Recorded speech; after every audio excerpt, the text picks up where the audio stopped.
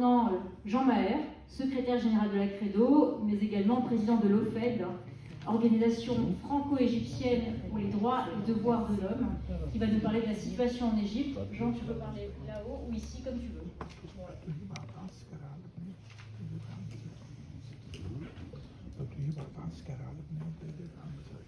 Plus facile pour moi au-dessus avec le pupitre. Alors, si je vais parler des Coptes, je vais parler un peu de leur origine et ensuite des Coptes à nos jours. On ne peut pas aborder le sujet des Coptes sans passer par la civilisation pharaonique. Le mot Copte lui-même est dérivé d'un mot pharaonique. Copte vient de Ekta. Ek, c'est un mot pharaonique qui veut dire maison. Et Ptah, c'est un des dieux, c'était le dieu Ptah à l'époque, 3000 ans avant Jésus-Christ. Donc il y a 5000 ans. Ptah, mot pharaonique, maison de Dieu, devient Égypte, ça veut dire que les mots évoluent. Et en grec, ils ont dit Égypte. Les Grecs étaient en Égypte 300 ans avant Jésus-Christ. Donc Ekta, 3000 ans avant Jésus-Christ. Égypte, 300 ans avant Jésus-Christ. Ensuite, l'arrivée des Arabes, et donc l'arrivée des musulmans, c'était 7 siècles plus tard, donc 640. Et donc, ils ont vu le nom Égypte, mais ils l'ont prononcé Goth. Donc Goth, qui est devenu Copte aujourd'hui, ils ont désigné les habitants de l'Égypte. Ils ont dit, voilà, l'Égypte est habitée par les Goths. Et comme toute l'Égypte était chrétienne, parce que l'Égypte a connu l'évangéliste Marc, vous savez, dans les évangiles, les 4 évangiles, Marc, Matthieu, Luc et Jean, c'est Marc, l'évangéliste, qui a introduit le christianisme en Égypte très tôt, 60 après Jésus-Christ. Et les croyances pharaoniques étaient très proches des croyances chrétiennes. Ils croyaient dans la vie après la mort, ils croyaient dans la résurrection, ils croyaient à l'équivalence entre les femmes et les hommes, à la divinité. Donc vous savez bien qu'ils ont construit temples et des sarcophages et ils mettaient dans les tombes les affaires de la personne qui a été momifiée pour que lorsqu'il se lève de la mort, il retrouve ses affaires. Donc ils croyaient beaucoup dans l'éternité. Et donc l'introduction du christianisme dans l'année 60 après Jésus-Christ était très rapide. 4e siècle, toute l'Égypte était chrétienne. 7e siècle, quand les Arabes sont arrivés, eh bien c'est comme ça qu'ils ont appelé Goth, les habitants du pays. Donc, comme tout le monde était chrétien, le mot Copte s'est attaché aux des habitants chrétiens. Et donc, pendant 1400 ans, quand on disait Copte, ça veut dire Égyptien Copte. Par contre, aujourd'hui, je suis très content que ça se passe, c'est qu'il y a énormément de musulmans qui commencent à reconnaître leur histoire et leur identité pharaonique. Parce qu'en fait, les mélanges avec les Arabes, ils n'étaient pas très nombreux quand l'Égypte a été convertie à l'islam, ils n'étaient pas très nombreux et donc il y a eu très peu de mélanges et il y a eu une étude d'ADN qui avait montré que 95% de la population était quand même d'identité et de descendance pharaonique. Donc aujourd'hui, beaucoup de musulmans éclairés et même des musulmans très simples qui retrouvent le mot copte et qui disent toi tu es copte et chrétien, mais moi aussi je suis copte. Je suis copte musulman. Ça signifie quoi? Ça signifie que je suis égyptien. Et donc ça déplaît peut-être quelquefois à des gens, mais moi ça me plaît énormément que les Égyptiens retrouvent leur identité et retrouvent la civilisation qu'ils avaient perdue. Alors le mot qui est utilisé pour le pays aujourd'hui, on dit Égypte, mais en fait, là-bas on dit Masr. Père de Vienne m'a accueilli en disant Enta Masri. Je dis tiens, il parle l'égyptien. Donc le mot Égypte est un mot qui est le mot international. Et en fait, le mot courant, local, Masr. Dans la Bible, on trouve le nom de l'Égypte plus de 700 fois. Plus qu'Israël et Palestine. Mais on le retrouve seulement Mitzrayim.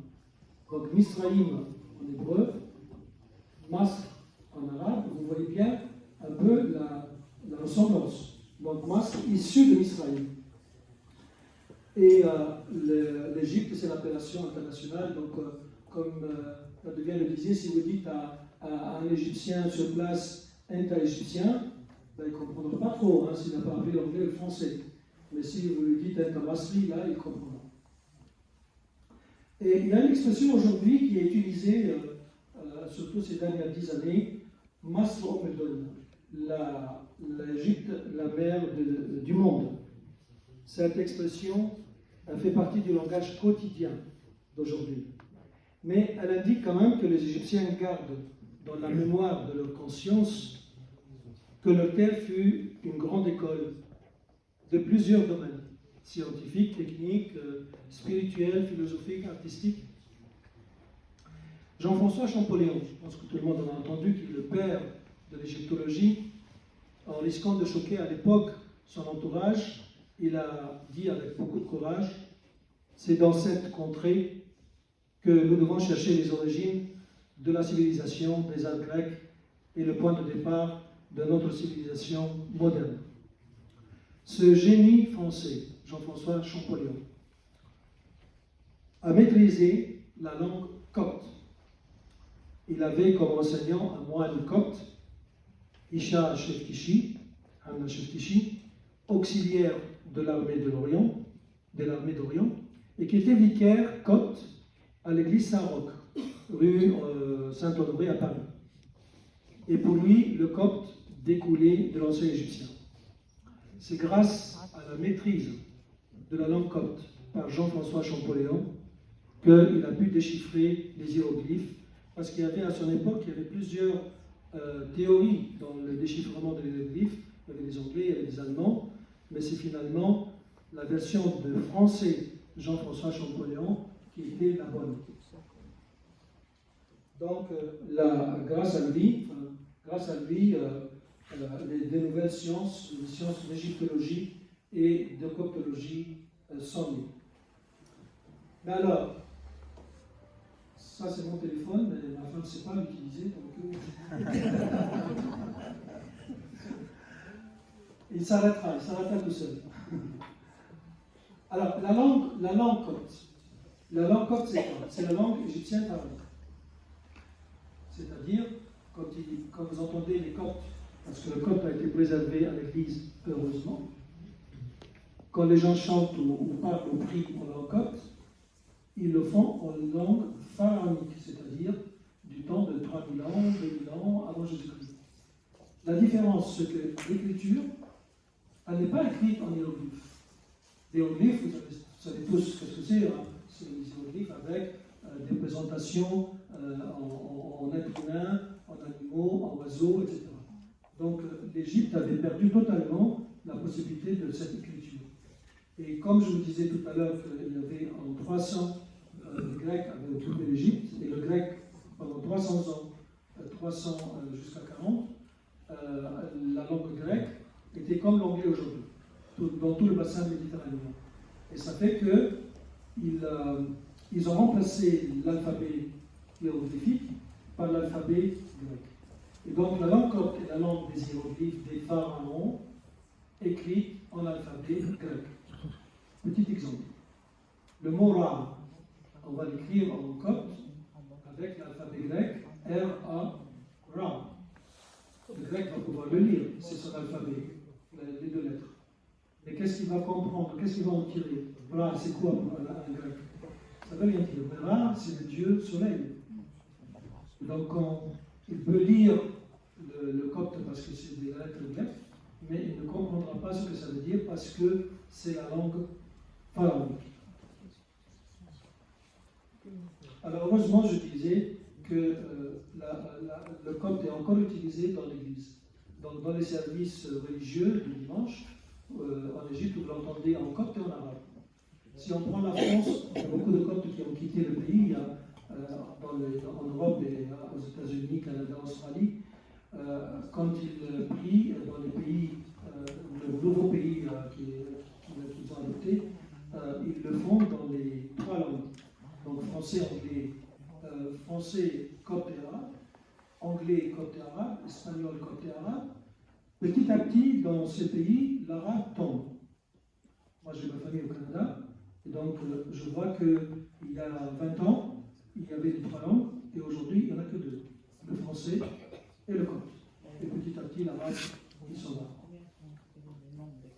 Voilà, le pays, le nombre de coptes, je vais le dire.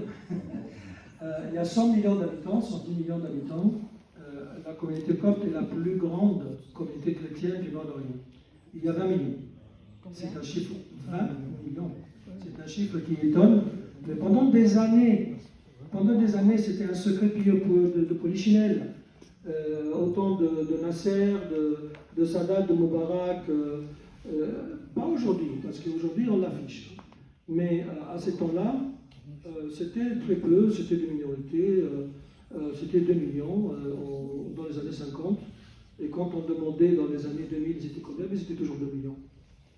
Alors les 25 millions qui sont passés à 70 ou 90, alors les musulmans ils se reproduisent, mais les chrétiens non, ils ont des problèmes, ils ne se reproduisent pas. Bon, donc aujourd'hui, 100 millions, 110 millions d'habitants, 20 millions de chrétiens coptes. La majorité c'est des coptes orthodoxes, à peu près 15, 16. Il y a 2 millions de chrétiens coptes protestants. Vous voyez, on dit coptes orthodoxes. On dit coptes protestants.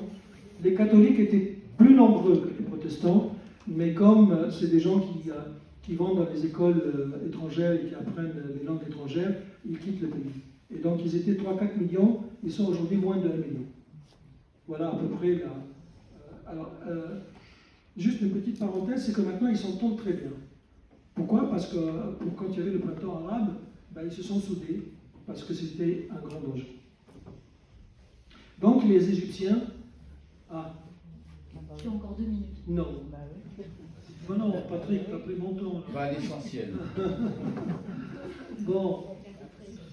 Ah, ok, alors je vais alors à l'essentiel, parce que ça c'était l'Égypte de l'origine.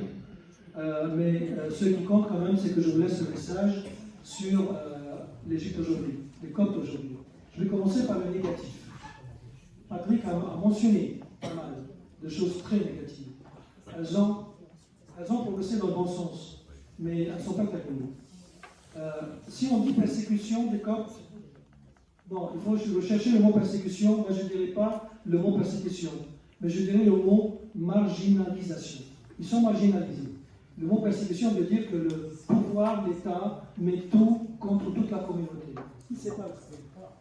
Bon, par contre, quand on dit marginalisé, pourquoi? Parce qu'ils n'occupent pas des hautes fonctions. Peu de gens occupent des hautes fonctions à l'armée, à la police, au ministère, aux universités, au gouvernement. Mais, positif par exemple, il y a un bureau militaire ici à Paris.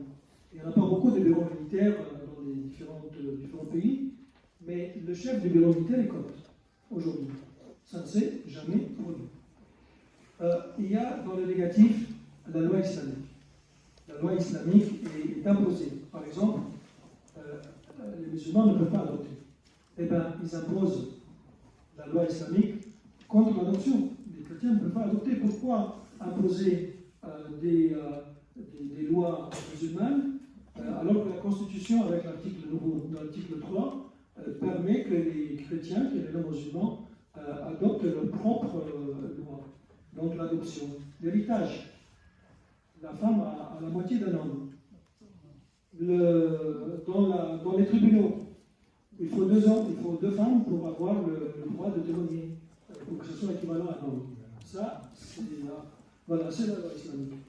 La loi du blasphème que Patrick a mentionné. Des enfants ont été des enfants. Parce qu'ils ont fait une petite bêtise, ou ils ont dit un petit mot, ils ont écrit avec une virgule mal placée. Et bien on dit qu'il a blasphémé contre l'islam, prison. Les enfants de 10 ans sont allés en prison. Et puis, il y a ce que aussi a été mentionné, des incendies de maisons, de commerces, d'églises.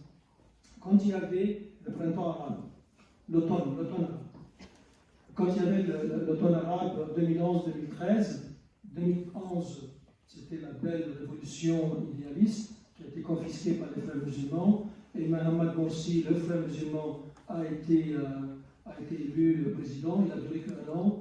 Le peuple égyptien s'est réveillé et hop, il lui a dit dégage, comme ils avaient dit auparavant à Moubarak, dégage. Mais quand il a été arrêté, les frères musulmans l'ont dit à la télévision partout que si Morsi ne revient pas, nous allons incendier toutes les églises d'Égypte. Ils n'ont pas tout incendié, mais ils en ont incendié dans beaucoup de villes, une centaine, en 4 jours au mois d'août, une centaine d'églises ont été incendiées et brûlées ou bien détruites. Voilà, donc il y a aussi le courant salafiste ou wahhabite fréiste qui est un peu infiltré partout pendant les 30 ans du temps de Moubarak.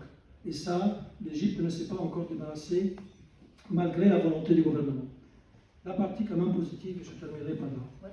Ces 100 églises que je viens de mentionner ont toutes été reconstruites, restaurées, avec des architectes coptes, aux frais de l'État, avec des ouvriers de l'armée égyptienne.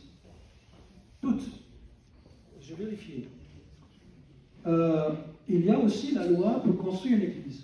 Avant le régime actuel, parce qu'on dit Sissi a fait un coup d'État, il est maréchal, moi je dis c'est un président, et il n'est plus maréchal, il avait démissionné et il a été élu.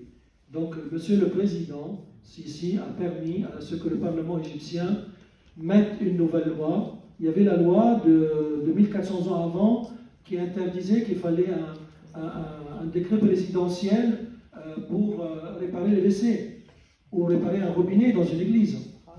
Eh bien, ils ont adopté une nouvelle loi pour la construction des églises. Et donc, il n'y a plus cette contrainte. Le président de la Cour constitutionnelle, il est chrétien copte. C'est une première. C'est-à-dire que si aujourd'hui, il arrive quelque chose, eh bien, le président de la République, ça serait le président... Tu vois, on t'a coupé ton micro.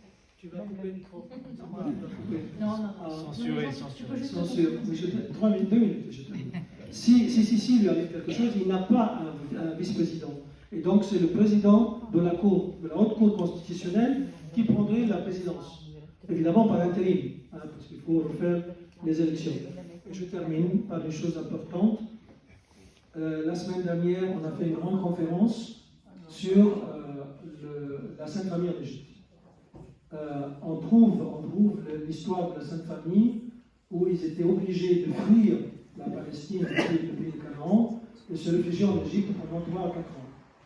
Et donc ils sont repartis après parce que le roi Hérode qui voulait tuer tous les enfants et qui les pourchassait, une fois qu'il était mort, ils sont revenus. Et donc il y a des traces sur leur itinéraire. Il y a 25 points. Et le gouvernement égyptien et monsieur l'ambassadeur, qui est musulman, ont beaucoup travaillé auprès de l'UNESCO. Ils ont considéré que ces événements autour de la fête de la Sainte Famille, qui durent depuis des siècles, parce que ce sont des fêtes qui sont célébrées par les musulmans et les chrétiens, parce que les musulmans vénèrent Marie, et depuis des siècles, ils fêtent ensemble cette fête de la Sainte Famille là-bas. Eh bien, ça a été adopté par une bonne cinquantaine de pays, voté comme patrimoine de l'humanité, immatériel de l'humanité. Ça a été voté il y a un an. Et donc, on a voulu remercier les personnes qui ont travaillé sur le sujet. Si vous voulez faire un pèlerinage sur le tracé de la Sainte Famille, venez le voir. Voilà, merci beaucoup.